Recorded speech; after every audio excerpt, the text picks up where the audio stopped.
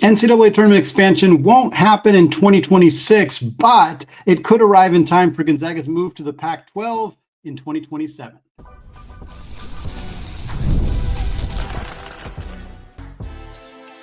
You are Locked On Zags, your daily podcast on the Gonzaga Bulldogs. Part of the Locked On Podcast Network, your team every day. What is going on, y'all? Welcome into the Locked On Zags podcast, part of the Locked On Podcast Network, your team every day. I'm your host and longtime Gonzaga podcaster, Andy Patton, here to bring you news and updates on all things Zag athletics. Well, folks, we're continuing our series. We started this last week looking at the best Gonzaga players from the state of Oregon. We're going to continue that today, talking about the 4 Gonzaga players from the state of Colorado from the Mark Few era. We're going to talk about those 4, rank them best to worst, talk about those players individually. We're also going to discuss a pair of transfers who decommitted. We know Gonzaga's roster is pretty much full, but if there is any wiggle room, these 2 guys have some interesting skill sets that could be of appeal to Mark Few and the Zags. We're going to get to that in the second segment, but we're going to lead the show with the big news in the college basketball world from Monday, August 4th. The NCAA tournament will officially stay at 68 teams for the upcoming 2026 March Madness. And this is not a shocker. If you recall, about a month ago, the committees for both the women's NCAA tournament and the men's NCAA tournament met separately and discussed the expansion and discussed whether it was going to be expanded this year, expanded next year, whether it was going to go from 68 teams to 72 teams to 76 teams. And both of those committees separately did not come to any kind of conclusion about the future size of the NCAA tournament. And at that time, while it was not confirmed, it was pretty clear that any expansion to the tournament wasn't going to happen in 2026. The logistics get more difficult day by day to try to make something happen in that quick of a turnaround with the season coming up in less than 100 days. So not a real shock to see this announcement come out, but still a good thing, still a win for the vast majority of people who feel that the NCAA tournament does not need to be expanded from its current 68-team field. The decision was made via a Zoom call on Monday from these respective committees. The statement was released by Dan Gavitt, the NCAA Senior Vice President for Basketball Operations. I'll read the quote here directly. He said, "Expanding the tournament field is no longer being contemplated for the 2026 men's and women's basketball championships. However, the committees will continue conversations on whether to recommend expanding to 72 or 76 teams in advance of the 2027 championship." From some more research, from more digging here, the great Matt Norlander at CBS Sports wrote his article reacting to this news and had some sourced information, or at least sourced kind of intel about everything that happened and went down. And one of the big things that came out of his article talking about this topic is that, and I'm just going to read a direct quote from his article because he summed it up perfectly. Quote, "At this stage, sources said the long-term decision is going to ultimately come down to whether to remain at 68 or move to 76. Increasing to 72, while not officially off the table, isn't seen as a worthwhile endeavor and is regarded as a long shot third option." So in my mind, reading between the lines here, it basically feels like there's a group that wants to keep it 68. There's a group that says we're good. We are happy with where we're at 68, whether it's because they don't think logistically expanding is feasible in terms of how much money it's going to cost the NCAA and finding another site for those first 4 games and just trying to logistically hammer out when those games would happen, when Selection Sunday happens on Sunday, and then the 64 field bracket starts on Thursday, trying to cram more games on those Tuesday, Wednesday before the actual tournament may be logistically a challenge. I think there's a group that feels that way, or just feels, hey, we're listening to, for lack of a better word, our constituents, the fan base of college basketball, the people who cover college basketball, they overwhelmingly do not support NCAA tournament expansion. So we, as kind of stewards of this sport, are choosing not to vote in support of expansion because we know it's not what the people want. I'd like to think that there are people on this committee who are taking into consideration what people like me and many of you and other people who cover this sport feel about the game and the decision to potentially expand it. I also know that there is tons of pressure from people like the SEC commissioner, Greg Sankey, and the Big Ten commissioner, and Brett Yormark, the Big 12 commissioner, and others who want more teams in the tournament because it will make their conference and themselves more money. And that pressure has been building for multiple years. And the fact that this tournament did not expand in this situation is a good sign that those people are continuing to hold the line and continuing to state their belief and the belief of so many others that this tournament does not need to be expanded for the sake of expansion, for the sake of greed, for the sake of adding more money to already very, very rich people's pockets at the expense of a event that has been tailor-made to be nearly perfect the way that it is currently constructed. I would argue that 64 was perfect, but I don't think it's an egregious thing to have a few extra teams in those play-in games, but 76 feels like way too many. And the fact that 72 is kind of not like, to me, I would interpret this as there's a group that wants 68 to stay where it is. There's a group that wants as much expansion as possible because they want to get all of their, the Northwesterns and the Rutgers and the South Carolinas into the tournament, even if, Oklahoma made the tournament last year despite going 6-12 in the SEC. So we're already having teams with those kinds of records making the NCAA tournament. They want more. Greg Sankey wasn't happy with just 14 of his 16 teams in the SEC making the tournament. That's not a joke. That's not an exaggeration. 14 of the 16 SEC teams made the tournament last year, and Greg Sankey is the face, the man spearheading the move to try to get more teams in the tournament. After 14 of the 16 teams from the SEC made it last year, by the way, 7 of those 14 teams, the ones that had 7 seeds or lower, when it combined 1-6 in the first weekend. Just saying, they did not do well in the NCAA tournament, at least not the teams that kind of were at or near that bubble conversation.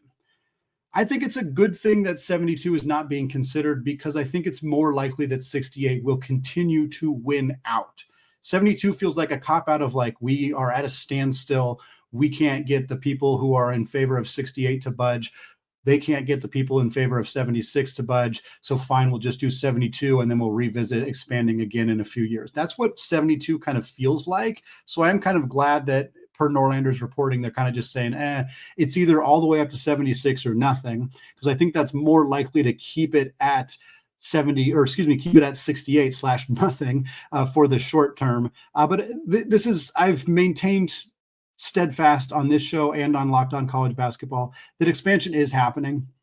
We are going to hold it off as long as possible, but it is going to happen.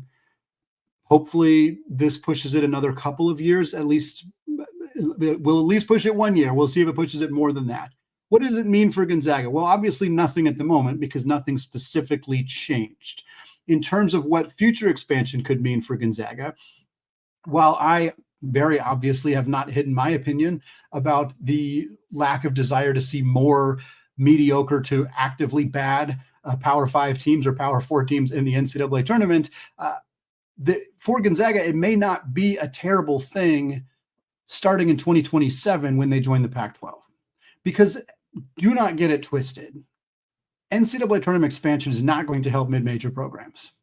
If this were great news for San Francisco or Santa Clara, or other programs like that are routinely kind of in the bubble conversation, or like a few years ago, Indiana State, or last year when it was UC Irvine and these other kind of mid-major darling teams that everybody thinks, well, they went 29-3, they should make it, and they end up not making it. This isn't going to help those teams. It's going to cram more, again, of those mediocre, like the Indianas and West Virginias who didn't make it last year. Those are the teams that make it in the new 76-team field if it were to happen.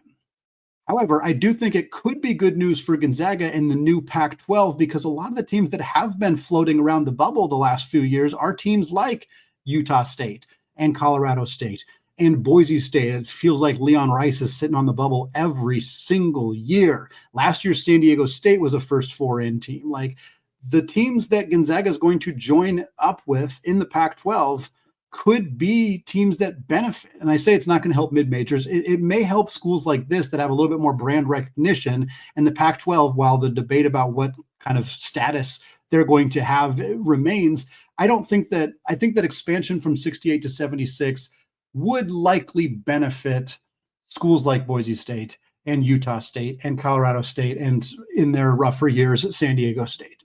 I don't think it helps Santa Clara or San Francisco, unfortunately, which is why I'm very happy that expansion is not happening for this year, because I just think it's the best case scenario is staying at 68. But if it does happen after this, at least a silver lining would be that it could be beneficial for Gonzaga, because more Pac-12 schools getting in. If Boise State sneaks in and can pull off an upset, that's more money in Gonzaga's pocket. The way that the NCAA tournament units are being split is the majority of the money is going to the schools that earn those units. So if Gonzaga wins 3 games, they get the majority of that money, but there's still a chunk of that money that gets split evenly among the rest of the schools. So Boise State making it, Utah State making it in years they may otherwise not make it, could actually be beneficial for Gonzaga. So I do want to say that. I do want to indicate that there is some potential positivity in what I am expecting to be eventual NCAA tournament expansion to 76 teams, but I'm happy for that date to be kicked a little further down the road, and happy to report that it will not be happening for the 2026 season. Switching gears, folks, 6'7" French wing and career 39% three-point shooter just became available in the transfer portal. Should Mark Few and the Zags be calling? We're going to talk about that coming up in just a second. But first, folks, do you ever wish managing your money just felt a little bit easier? With Monarch Money, it can.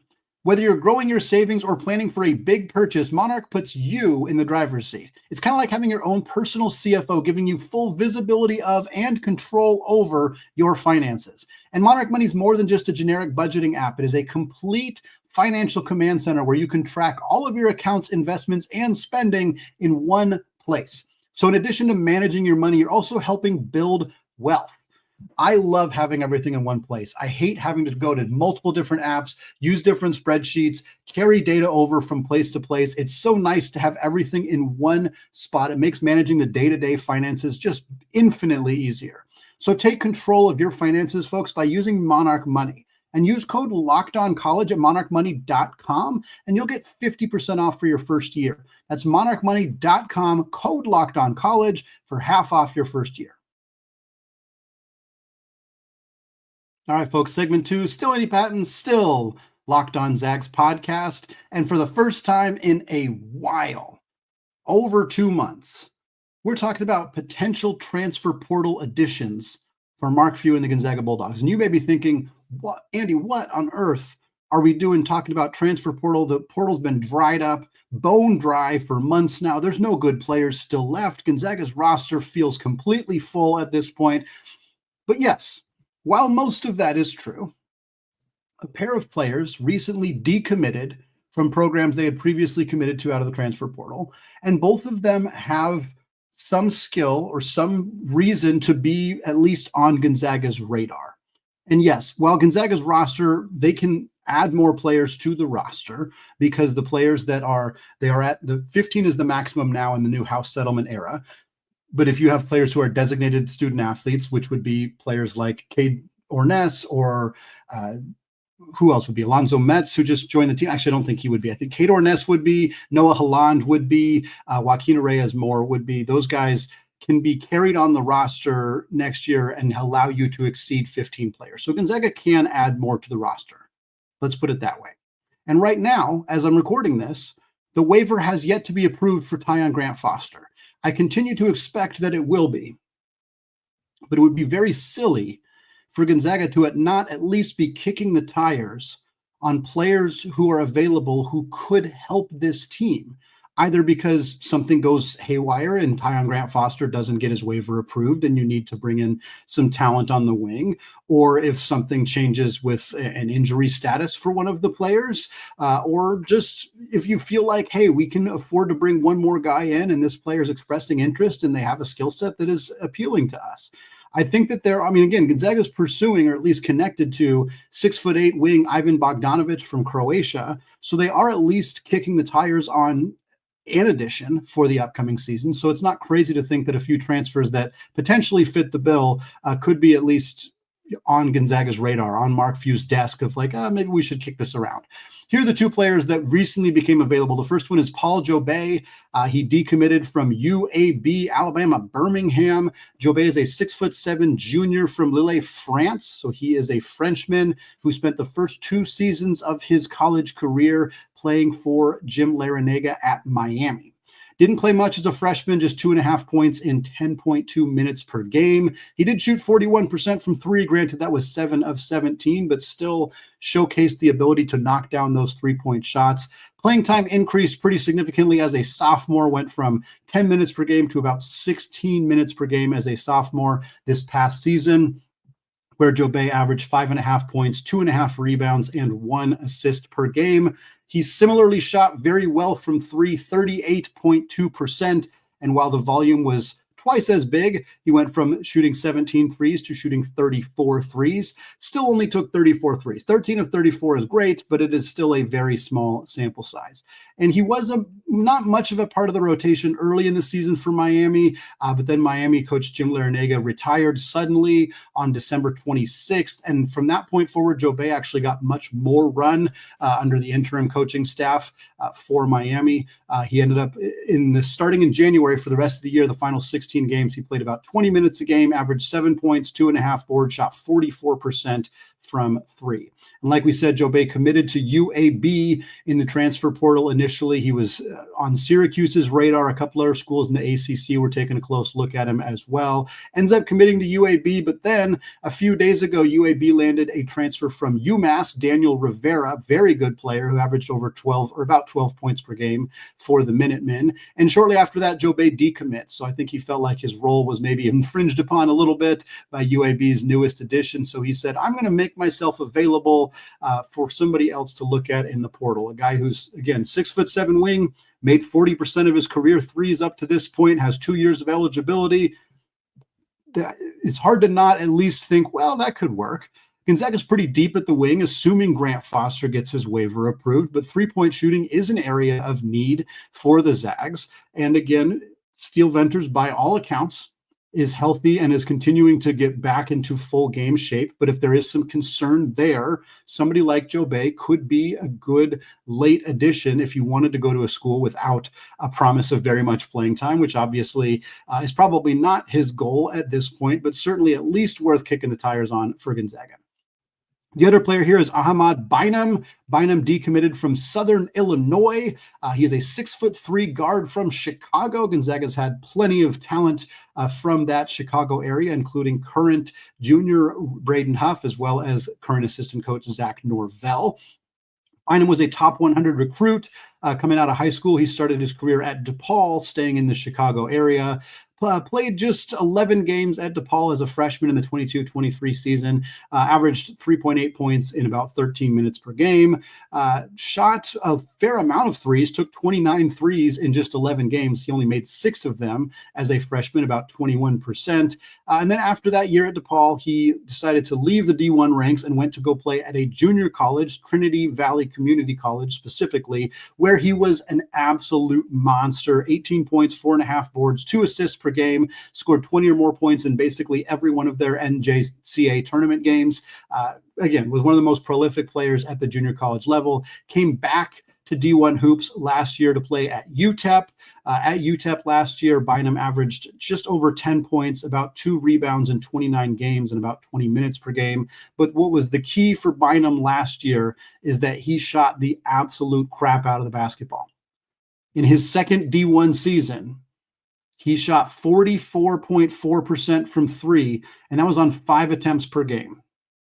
I remember very distinctly a fact early in the offseason. I think this was like 3 weeks, maybe a month after the transfer portal opened. There was a stat that every player in the transfer portal who shot over 40% from 3 on over 5 attempts per game, all of them were committed because those players went like hotcakes in the transfer portal. If you were a high volume, high efficient 3-point shooter, somebody snatched you up as soon as humanly possible. And now it is August 4th, and there is a player who shot 44% on over 5 attempts per game available in the transfer portal. That alone should get him a lot of attention. Now, Bynum is 6'3".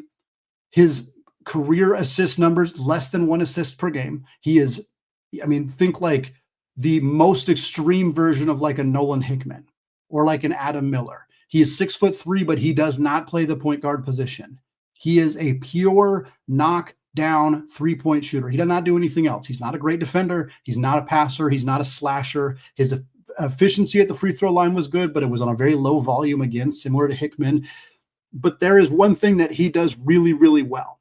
Now, I would argue that Bynum's probably a bit superfluous with Adam Miller. They're very similar players. Miller is a better player, although he has not proven it as a three-point shooter consistently. Neither has Bynum. They've both only really done it for 1 year. But if Gonzaga felt like they needed some extra shooting, some extra floor spacing, or if a player like Bynum was willing to come to Gonzaga without much of a promise of playing time, again, the amount of players available who have this kind of volume and efficiency, even if he's only done it for 1 season, it's just not a lot of guys out there that can do this. And when one of them suddenly becomes available, you're not doing your job if you're not at least checking in. So 2 names for Gonzaga fans to at least maybe keep a little bit of an eye on in Paul Djobet and Ahamad Bynum, both becoming available in the transfer portal, both great three-point shooters, both guys who could be in the mix for Gonzaga if Mark Few decides he wants to boost his roster with less than 100 days until the season gets started in early November. Well, folks, Gonzaga's landed quite a bit of talent from the state of Colorado in the Mark Few era. How do we rank these Zags coming from the Centennial State? We're going to talk about that to close out the show coming up in just a second. But first, folks, it's time to fuel up and turn it on with 5 Hour Energy's Transfusion. It brings the bold grape, ginger, and lime flavor of your favorite golf drink, minus the alcohol, into a quick and energizing shot. So whether you're sinking birdies or just out making memories with your friends, this one's a hole-in-one for your energy game. And let's be honest, some days on the course or off the course, you just need that extra boost to stay sharp and stay energized. Personally, I'm not much of a golfer, but I love going out with my friends, hanging out, having a good time. That's what golf's all about. Good times with good people and good flavors. And the grape ginger lime flavor gives you the best parts of your clubhouse go-to without having to chase down the beverage cart. If you go to 5hourenergy.com today, you can use my promo code LOCKEDONGOLF to receive 20% off your order. This offer is only valid until September 30th on one order and cannot be used with other promotions. The subscription is not good on subscription orders. So, folks, whether you're meeting up with friends or trying to turn 18 holes into 36, get the energized boost you need to power through. Order transfusion-flavored 5-Hour Energy shots today. All right, folks, segment 3, let's try that again. Still Andy Patton, still Locked On Zags podcast. We're closing out the show with the second in our series here where we're talking about the best Mark Few era Zags from various states. We started with Oregon last week. We talked about the 10 best Gonzaga players from Oregon. It was hotly contested. Who belonged at the top? There was 4 candidates: Matt Santangelo, Blake Stepp, Nigel Williams-Goss, and Kyle Wilcher. Also had some fun role guys like Ben Gregg and Silas Melson and Mike Hart in the mix as well.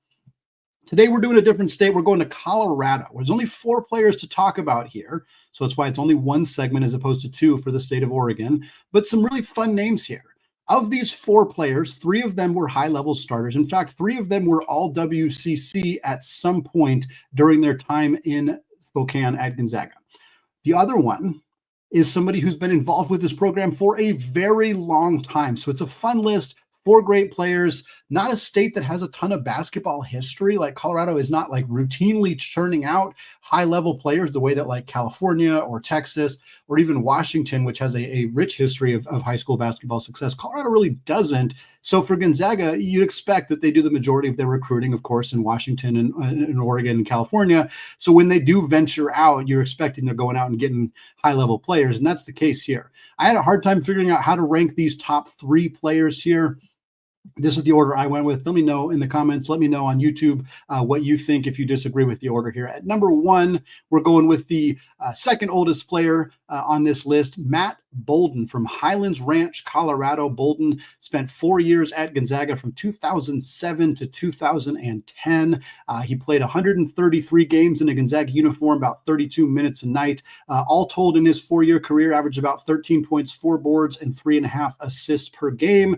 As a senior in the 2009-2010 season, Bolden averaged 15.5 points, 5 boards, 4 assists, and was the WCC Player of the Year. The fact that he was the only player on this list to actually win WCC Player of the Year gives him the edge, although we'll talk about in a second a player who maybe should have been named WCC Player of the Year at least once, arguably twice in his career. We'll get to that momentarily. Bolden, not only WCC Player of the Year, he was a 3-time All-WCC player. He was on the WCC All-Freshman team. He was 2-time WCC All-Tournament team. He is 9th in Gonzaga basketball history in points scored with 1,683. He's 8th in program history in assists, 6th in program history in steals, was one of many great 4-year guards for Gonzaga. This was kind of an era where Gonzaga was having so many guards who would be good players early in their career, step into a starting role as a junior, and then become kind of like the guy their senior year. Stephen Gray did this.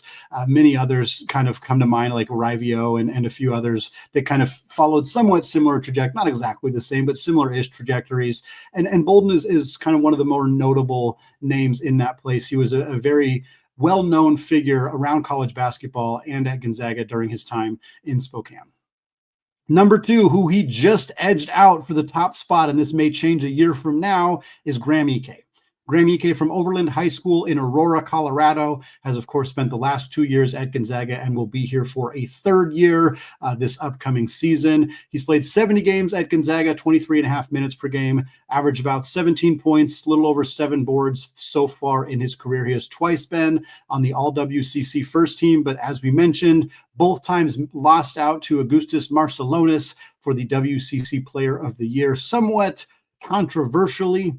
In that space, I think that obviously St. Mary's winning the regular season definitely helped Marcelonis end up being the player who won those Player of the Year awards. But Graham Ike was probably the best player in the conference, probably deserved at least one of those awards, is likely the favorite heading into this upcoming season to be WCC Player of the Year for his final year of eligibility. Graham was, however, the WCC's tournament MVP in 2025. He was named to the Wooden Award preseason watch list last year. Will probably be named to the Wooden Award preseason watch list again this upcoming season. He led the WCC in effective field goal percentage last year, has been a prolific player for Gonzaga throughout his 2 years in Spokane. He's a transfer from Wyoming. He was a 0-star recruit out of high school, had no other D1 offers other than Wyoming due to some injuries he had in high school, and has blossomed into a truly great player, not only at Wyoming, but these last 2 years at Gonzaga, and ultimately could end up being the greatest player from the state of Colorado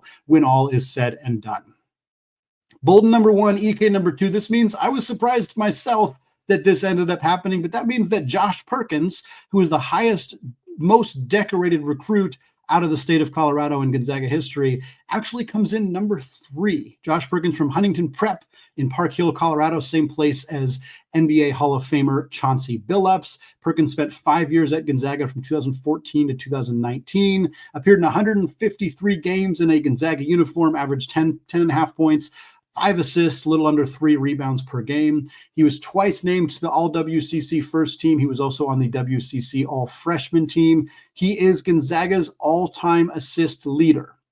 Josh Perkins racked up 712 assists in his 5-year career. He only played 5 games as a freshman before he quite literally got kicked in the teeth and had to miss the rest of that season while getting his jaw wired shut. So really 4 seasons and a few extra games for Josh Perkins, but he is Gonzaga's all-time assist leader by a significant amount. Matt Santangelo is second, and Josh Perkins has 44 more assists than Santangelo ever racked up. Perkins also 3rd in program history in steals, 6th in made threes. He was a starter for Gonzaga's first ever team to make the national championship in that 2016-17 season, where he started alongside Nigel Williams-Goss in Gonzaga's backcourt.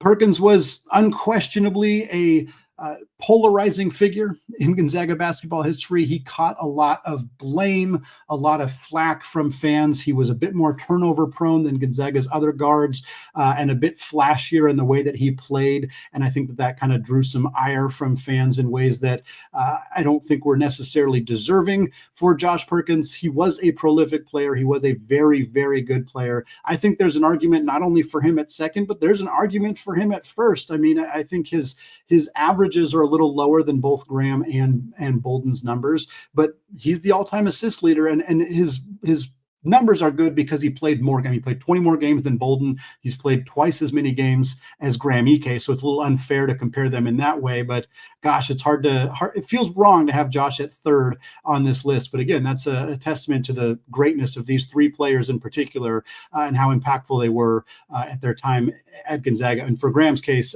still going time at Gonzaga. Number 4, and I keep saying like, oh, there's 3 out of the 4 were great. And I don't mean that to be negative about Richard Fox, because I love Richard Fox. And I think many of you love Richard Fox because he's still a part of the program. He's part of that broadcast crew alongside Greg Heister and Dan Dickow. I'm always excited when I find out that Fox is on the call with those guys. But yeah, from a playing perspective, pretty clear that he's not at the same level as these other 3 guys. And again, I think that says more about the quality of those 3 players than anything else. Fox spent 2 years at Gonzaga in 2002, 2003, and again in 03, 04. Played 45 games in a Gonzaga uniform, about 13 minutes a game, averaged 5.5 points, 3 boards, shot 54% on 2-pointers, 71% from the free throw line. His first year in Spokane, he started 17 out of 28 games and averaged 6.5 points and 3.5 boards. His 2-point percentage, 55%, was 5th in the WCC. He was a transfer from Colorado. He's from Denver. Started his college career at Colorado. They were in the Big 12 at the time. They, of course, then moved to the Pac-12 for a while and then back to the Big 12. Makes it seem like this was a lot longer ago than it actually was. But Fox was productive in 2 years at Colorado as well, 6.5 points, 5.5 rebounds before he transfers to Gonzaga. He sits out a year because that's what you had to do back in the day, and then spent those 2 years with the Zags. 6'10" big man, was very good around the rim. Just a fun player and a fun guy. Like, again, I love hearing him on the broadcast. He's still got such an affinity for Gonzaga, still lives in Spokane. Very cool to see him still being involved in the program. And I was really glad when I was kind of picking what state I wanted to do next. Colorado felt like a fun one because again, it's only 4 players, but 3 of them were all WCC. One of them was WCC Player of the Year. One of them should have been. And then even like the one player who wasn't quite on the same level as everybody else is still somebody who's fun to talk about, who's still involved with the program. So really enjoyed doing this with Colorado, enjoyed doing this with Oregon last week. We got tons more. Washington's probably going to do you a full show because I don't think we could possibly narrow it down to 10. I'm excited to do California and Texas. We'll take a look at Idaho, see how many we can get out of there. Minnesota we'll have to do because I can think of 4 off the top of my head, and they're all pretty darn good from that state. We'll also look at Canada. We'll look at Europe. We'll look at some other fun ways to kind of incorporate some of these lists as well. It's kind of 25 years since Gonzaga's run, 25 years for Mark Few, so it's kind of a fun way to celebrate the program's history and the direction they've been in under Coach Few this last quarter century. It's going to wrap it up for me today here on the Locked On Zags podcast, though, folks. Thank you so much for making this show your first listen or your first watch of the day. Special shout out to those everyday listeners, those of you subscribed on YouTube as well. Reminder, we're down to 3 shows per week, so our final show of the week will come out on Thursday. Check it out there in your feed and on YouTube. Hit that subscribe button so you get notified every time there is a new show. Thanks again, folks. Have a fantastic rest of your day. And until next time, as always, go Zags.